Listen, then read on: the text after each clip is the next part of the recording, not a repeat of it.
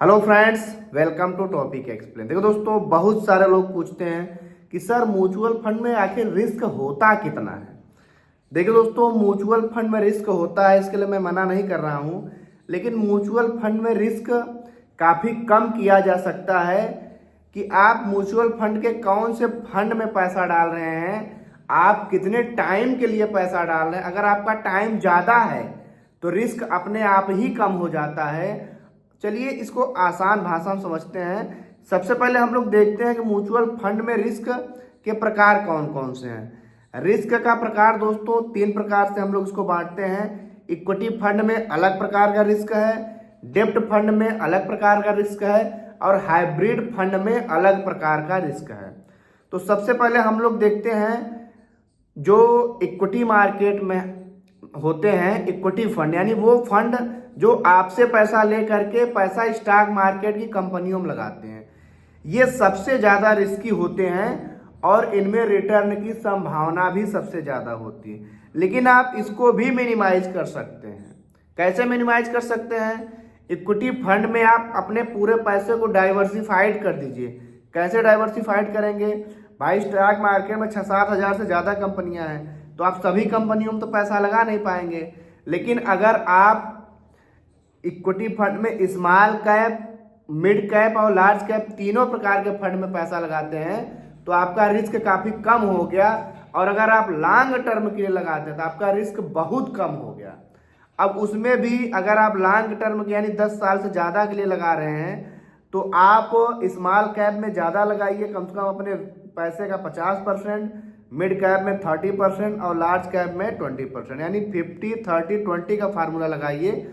उदाहरण समझिए, अगर आप 1 लाख रुपया लगाना चाहते हैं तो 50,000 स्मॉल कैप में, 30,000 मिड कैप में और 20,000 रुपया लार्ज कैप में। ऐसा मैं क्यों बोल रहा हूँ? क्योंकि स्मॉल कैप और मिड कैप में सबसे ज़्यादा संभावना होती है पैसे को ग्रोथ करने में। लार्ज कैप ज़्यादा 20% या उससे थोड़ा ज़्यादा देगा, लेकिन स्मॉल कैप 30-30, 40-40% तक का रिटर्न दिए हैं और दे सकते हैं। स्मॉल कैप में ये संभावना है।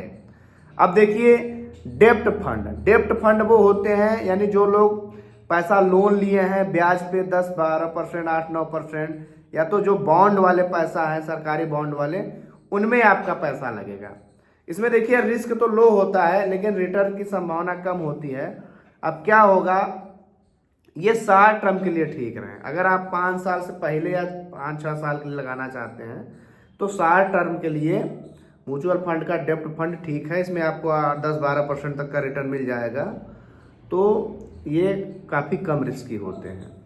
अब देखिए हाइब्रिड वाला। हाइब्रिड वाला क्या होता है? आपका आधा पैसा डेब्ट फंड में, आधा यानी पैसा उसमें इक्विटी फंड में। अगर यानी इक्विटी फंड यानी मार्केट काफ़ी अच्छा ऊपर गया तो आपका 10-12% का डेब्ट वाला रिटर्न तो मिला ही, और वो वाला दोनों रिटर्न मिलके आपके 15% के आसपास आपका रिटर्न मिल जाएगा।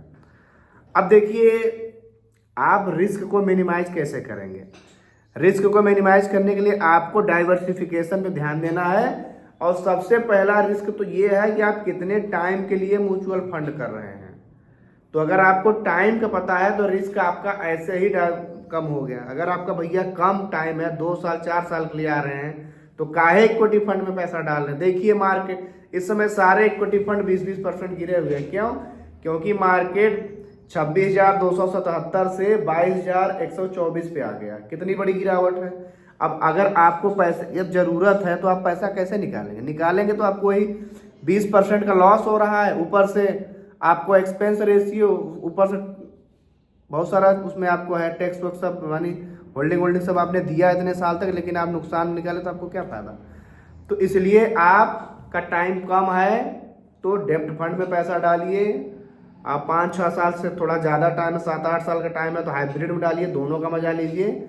आपके पास 10 साल से ज़्यादा का समय तो आप डालिए ना यानी इक्विटी फंड में। स्मॉल कैप में ज़्यादा करिए, मैंने बताया ना 50-30-20 का रेशियो डालिए। अब देखिए इंटरेस्ट रेट क्या होता है। डेब्ट फंड में भी अगर ब्याज दरें कम ज़्यादा होती तो वहाँ आपको नुकसान होता है, लेकिन उतना ज़्यादा नुकसान नहीं होता। अब रिस्क को कम करना है तो सबसे पहली बात कि आपको टाइम देखना है, टाइम आपका कितना है। टाइम आपके पास ज़्यादा है तो रिस्क अपने आप कम होगा। आपने पैसा डाइवर्सिफाई किया तो आपका पैसा कई सेक्टर में, कई कंपनियों में लग गया तो आपका रिस्क कम हो गया।